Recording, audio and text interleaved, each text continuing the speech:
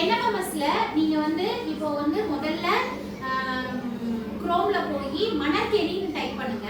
மணற்கேணின்னு type பண்ணதுக்கு அப்புறம் user name கேட்கும், லாகின் பண்ண சொல்லும். லாகின்ல யூசர் நேம் பாஸ்வேர்டு, அந்த யூசர் நேம்ல நம்மளோட ஸ்கூல் யூடைஸ் நம்பரை டைப் பண்ணிட்டு அதுக்கப்புறம் கீழே பாஸ்வேர்ட் டைப் பண்ணணும். ஸோ இது எல்லாமே நமக்கு டிஸ்பிளேல இருக்கு. அதனால நீங்க வந்து அதை நாங்கள் சேவ் பண்ணி வச்சிருக்கோம். நீங்க என்ன பண்றீங்க, லாகின் பண்ணிட்டீங்கன்னா அதுக்கப்புறம் அதுல வந்து நிறைய ஆப்ஷன்ஸ் கொடுத்துருப்பாங்க. மணற்கேணி அந்த செயலிக்குள்ள என்ன செஞ்சிருக்காங்க, நிறைய ஆப்ஷன்ஸ் இருக்கு. அதுல மேல பாத்தீங்கன்னா டாப்ல உயர்கல்வி வழிகாட்டின்னு ஒண்ணு கொடுத்துருப்பாங்க. சரியா?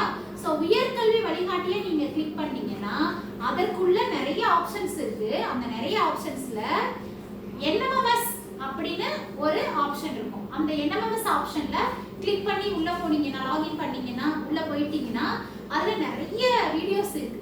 ஓகே, மேட் வீடியோஸ் எல்லாமே. ஸோ அந்த மேட் வீடியோஸை நீங்க பார்த்துக்கலாம். சப்போஸ் உங்களுக்கு வந்து நீங்க வீட்டுல பார்க்கணும் மிஸ், நானு இது வந்து ஸ்கூல்ல இருக்கும்போது பார்க்கலாம்.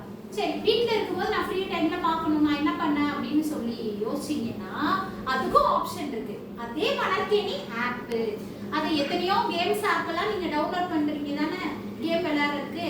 ஆனா நீங்க உங்க போன்ல மணற்கேணின்னு டைப் பண்ணீங்கன்னா அதை வந்து கூகுள் பிளே ஸ்டோர்ல போய் மணற்கேணி ஆப்பை டவுன்லோட் பண்ணுங்க.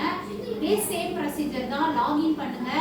லாகின் பண்ணதுக்கு அப்புறம் உயர்கல்வி வழிகாட்டி அப்படின்னு இருக்கும், இல்லைன்னா சிஜி கரியர் கைடன்ஸ் அப்படின்னு இருக்கும். அதுல உள்ள போனீங்கன்னா நிறைய ஆப்ஷன்ஸ் இருக்கு. அதுல என்எம்எம்எஸ்ன்ற ஆப்ஷன்ல நீங்க உள்ள கிளிக் பண்ணி போனீங்கன்னா நிறைய என்ன இருக்கு, மேட் வீடியோஸ் இருக்கு. அதெல்லாம் பார்த்து நீங்க வந்து என்எம்எம்எஸ் அப்படின்ற ஒரு எக்ஸாமை வந்து என்ன செய்யணும், எல்லாரும் பாஸ் பண்றதுக்கு ட்ரை பண்ணணும். ஓகேவா?